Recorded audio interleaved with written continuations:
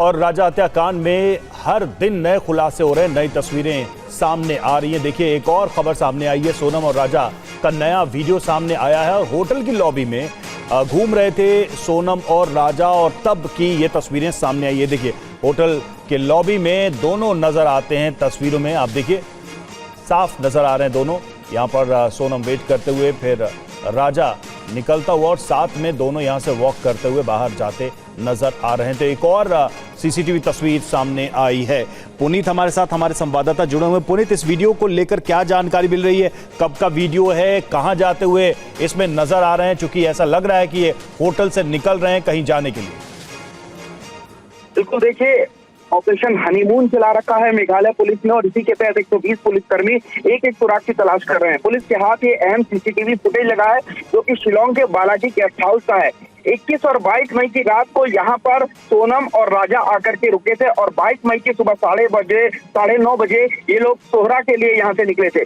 CCTV को अगर गौर से देखें तो साफ नजर आता है कि राजा उसके साथ है, लेकिन फिर भी सोनम लगातार आगे चल रही है और फोन में लगातार बिजी हो, किसी से फोन पर चैट कर रही है, ऐसा दिखाई दे रहा है। इसके अलावा सोनम के हाथ में जो मोबाइल है, किसी ना किसी से बात करिए, साफ क्लियर हो रहा है। यहाँ तक कि होटल से निकलने के बाद भी नीचे स्कूटी तक पहुंचने में भी वो लगातार किसी से फोन पर बात कर रही है।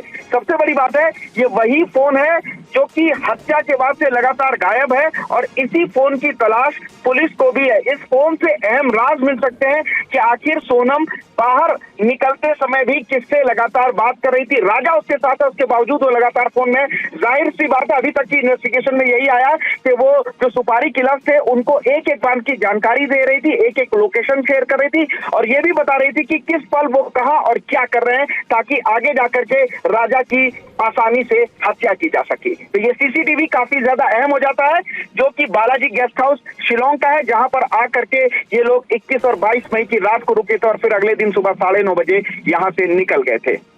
पुनीत, ये बताइए कि अभी तक की जो मेघालय पुलिस की जांच है, उसमें क्या सारे सवालों का जवाब मिल गया है, और मेघालय पुलिस पुख्ता तौर पर इस मर्डर को जिस तरह से प्लान किया गया, जिस तरह से एग्जीक्यूट किया गया, सारे राज फाश कर चुकी है, या अभी भी कई सवाल जो हैं वो अनुत्तरित हैं?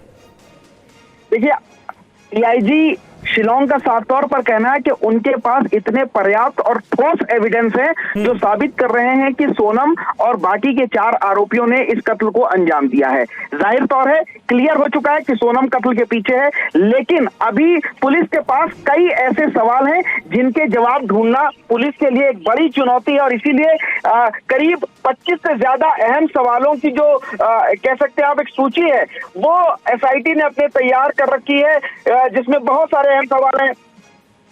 जैसे कि इन लोगों ने हनीमून की प्लानिंग क्यों की थी, वापसी के टिकट सोनम ने क्यों नहीं बनवाए थे, क्या शादी से पहले से ही राज के संपर्क में थी। इसके अलावा लाइव लोकेशन वो अपने जो सुपारी किलर थे उन लोगों के साथ क्यों शेयर कर रही थी। ये तमाम सवाल हैं जिनको लेकर के अभी भी पुलिस इन लोगों से पूछताछ कर रही है। पहले अलग अलग पूछताछ करी और इसके बाद एक साथ बैठा करके इन लोगों को कंफ्रंट कराएगी। सबसे बड़ी बात यह है कि लगातार सोनम और राज एक दूसरे के ऊपर ब्लेम गेम खेल रहे हैं, जबकि बाकी के 3 आरोपी भी एक दूसरे के ऊपर ही आरोप लगा रहे हैं। शुक्रिया पुनीत आपका इस जानकारी और इस अपडेट के लिए। अब सोनम और राज एक दूसरे पर मास्टरमाइंड होने का आरोप लगाते हुए नजर आ रहे हैं पुलिस की पूछताछ में।